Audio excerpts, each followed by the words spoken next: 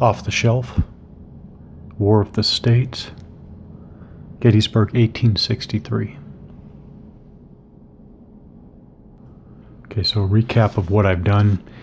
I started with the Confederate player sheet, opened it up, and I'm quickly just getting units on the map. So I just took the first day scenario, grabbed under setup, grabbed these forces, and I grabbed the first reinforcement, which actually is the first turn. So this infantry division, Heath 1, will be coming in at 0700, which down here, length of battle, the scenario opens with the 0700 turn of July 1st and ends at 2000 July 1st. So this is the first reinforcement. Again, it comes in this turn, but that's what it looks like. Again, Heath 1, 3rd Corps, 1st Division, 3rd Corps. Set that off to the side. Now let me see. I'm trying to figure out if there's anything unusual. I guess real quick. So hill, comma. Hill means, I mean, I guess more words could be used, but hill, I figured, had to be the leader. Without it giving you anything more here. Hill, comma, 1/3rd, which is Heath 2 Division. That was not, that wasn't hard to find at all, and it is small writing up there, but it is small writing. But Heath 2, that's easy. That corresponds directly to the scenario card, the player card. 1st Division, okay, and then 3rd Corps. Now, to note, it's 3rd Corps, Roman numeral 3 Corps. And just of note, nothing major, but it is Arabic numeral here. But there it is. 1/3rd Artillery, 2/3rd Artillery. Let's see, I don't think there was, oh no, there was something, again, just a little, I almost missed the tiny little 1 and 2, and again, 3rd Corps is, now 3 Corps is written Arabic numerals at the top. Well, that is small writing. That is small writing. And then the 1 and 2 are down below, so there's this big gap. But I do assume it's artillery, 1/3 Corps, 2/3 Corps. That did take a second to look around and figure out, okay, that, again, these are situations where, okay, it must be that. I don't know. I'm not going off of anything. That's just what I figured out to get going. So that was the Confederate setup. You have a couple of setup areas over there on the edge of the map, obviously coming down the road. And interestingly enough, I don't know, is it interesting? No, it is interesting. There's no, I mean, you have, Lutheran Seminary and Gettysburg and Cemetery Ridge. I think that's misspelled. Little big round top off the screen there. But the roads are not named. I don't see any road names. But anyways, the road, obviously the historic road that the Confederates came attacking down. All right, for the Union, what was there? This one was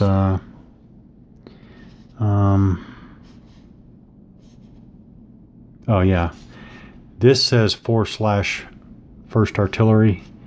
I did not find a 4/1 artillery, but I did find a 3/1 artillery. So that's just the one I'm going to use again to get going. Not worrying about it, just getting going. Okay, so I quickly set up the units. The Union have a lot of different, you have a whole range of areas you can set up here and even back here. But I just put them there on the ridge there, facing the Confederates there. Okay, so even to finish setting up, right here in this area here, we need to go over stacking, or how you put units in an area. Okay, so it is familiar for this family of games. That long unit must conform to the area, cannot overlap the boundaries.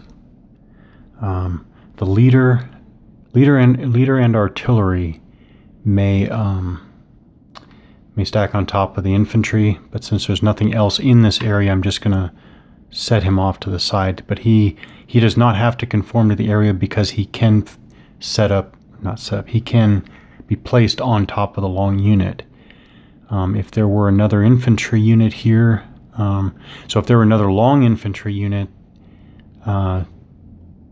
well, first of all, I think only one long unit is allowed in an area that doesn't have a number like 2 or 3 in it.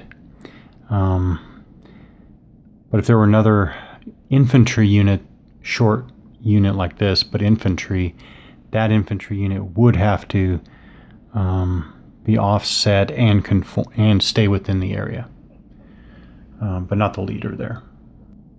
Okay, jumping into the sequence of play, step 1, weather determination phase. Not going to deal with that anymore, but that's step 1. Number 2, reinforcement phase. So the Confederate side gets their Heath 2 infantry division, and it comes in area 278. Yeah, 278 right there. So I'll place him there. 3, command phase. I'm just eyeballing here. Everybody is in. Okay, so this is the other side, the south side of the battlefield. So actually this will give a good, real quick first taste of what we're talking about here. So command phase, here is Reynolds. So there's Reynolds. And of note, his the first value, like that, the first value, the 3, is his command radius. Again, that's command radius, tactical value, and initiative. So command radius of 3, tactical rating of 2, initiative of 4. So the first number, the 3, is what's relevant here. Each player determines command size of his or her units. Okay, so I pulled out my own little red markers here, ready to mark units out of command, but they are in command. Okay, so again, Reynolds is first corps. It's on his chit. First corps, first corps, first corps. These are all first corps units. You just have to read it. In this game, there is no other identifying feature. You have to read I Corps across all these. So his command radius is 3, so obviously it's 1 area to Wadsworth there, no problem, and it's 1, 2, 3 to Robinson. So